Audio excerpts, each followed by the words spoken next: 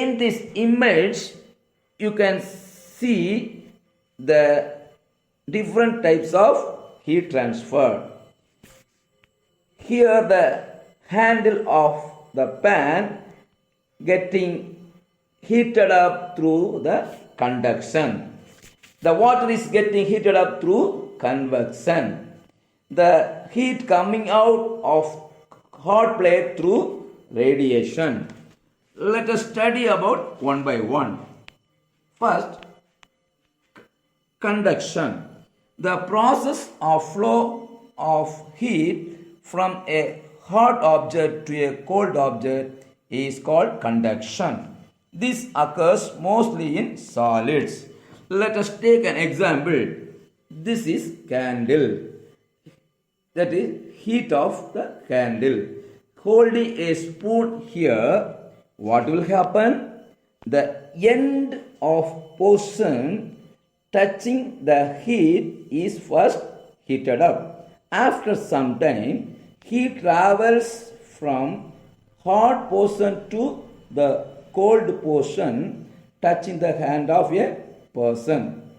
This process is called conduction. This takes place in solids. Students, I want to ask a question. If you hold a plastic or wooden stick, will this conduction take place? No, this will not take place. Heat will not be transferred to the other part. So, what we will see here is that some substances only allow heat to transfer, others do not. Heat conduction from an object to another takes place under the following two conditions. Number one, the two objects should be in direct contact. Number two, temperature of the two objects should be different. Next, conductors and insulators. Conductors. The objects that can allow the heat to flow through them are called conductors. For example, metals such as copper and aluminium. In conductors, aluminium, steel, coal and copper. In insulators, wood, rubber and plastics. Insulators, the objects that do not allow the flow of heat from them are called insulators. For example, wood and plastics. Conduction will only take place in case of conductors. Conduction will not take place in case of insulators. Let's go to the second type of heat transfer called convection. The transfer of heat in liquids and gases is called convection. The molecules of liquid or gases that are near the source of the heat get heated first.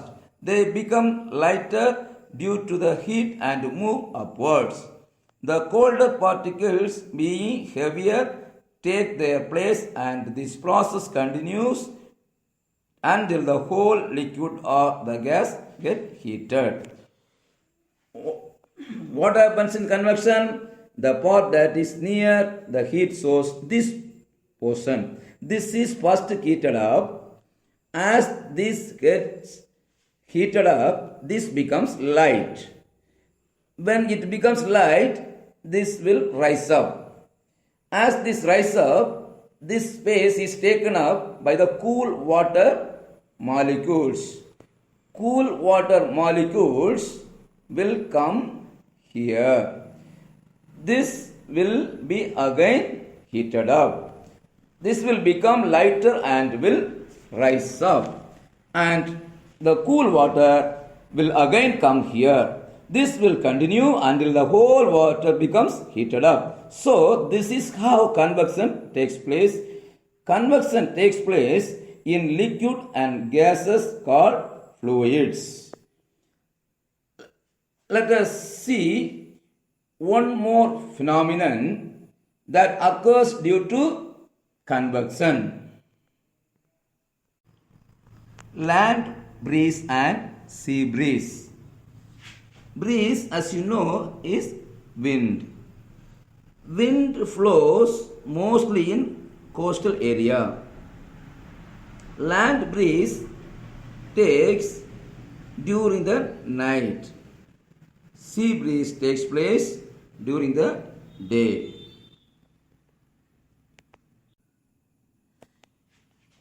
During the day, sun rises. Heat of the sun warms the land as well as water. But this land surface warms very quickly than water. You can do an experiment and see. You can keep sand and water in the sun. You will see that the sand will heat up faster, but the water will take time to heat up. The same thing happens in the coastal area also. During the day, the land heats up very quickly, but the water is still cool.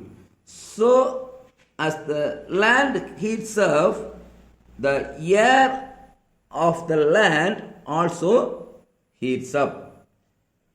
So, as you have studied in convection, when water heats up, it rises up. So, here also the air above the land, as it is warm, it will rise up. As it rises up, this space will be taken up by the air. So, during the day, what happens? The air will move from the sea towards the land.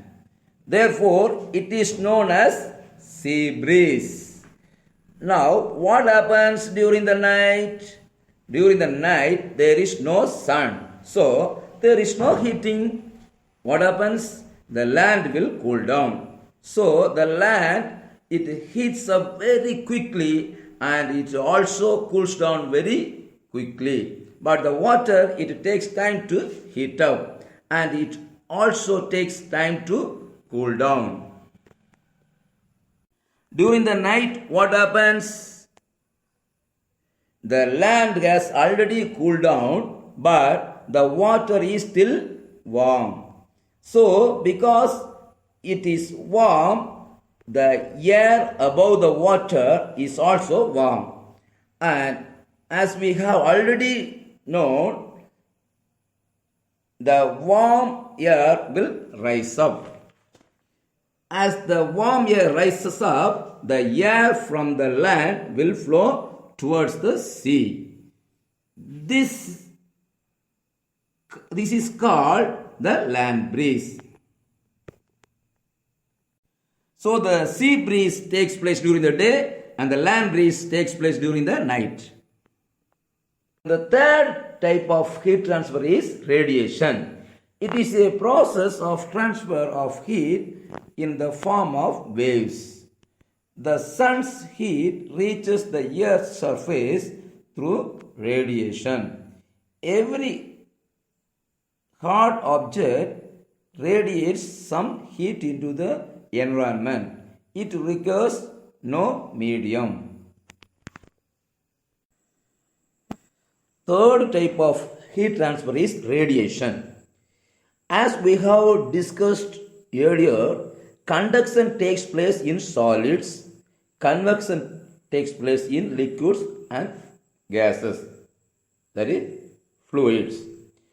For radiation, we require no medium, neither solid, nor liquid, nor gases. Even if there is no medium, that means no air, water, or solid, or liquid, then also radiation will take place. So, the transfer of heat is in the form of waves. That means it does not require any medium. What is radiation? It is the process of transfer of heat in the form of waves. The sun's heat reaches the Earth's surface through radiation. Every hot object radiates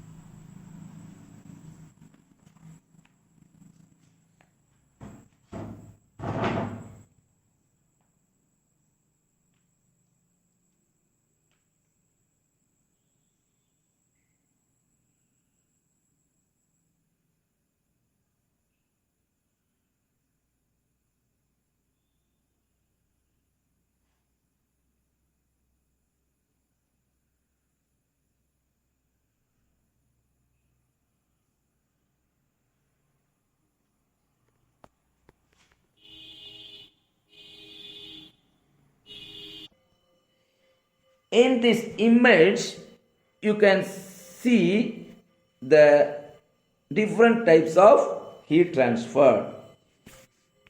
Here the handle of the pan getting heated up through the conduction. The water is getting heated up through convection. The heat coming out of hot plate through radiation. Let us study about one by one. First, conduction. The process of flow of heat from a hot object to a cold object is called conduction. This occurs mostly in solids. Let us take an example. This is candle. That is heat of the candle. Holding a spoon here, what will happen? The end of portion touching the heat is first heated up. After some time, heat travels from hot portion to the cold portion touching the hand of a person. This process is called conduction. This takes place in solids. Students, I want to ask a question. If you hold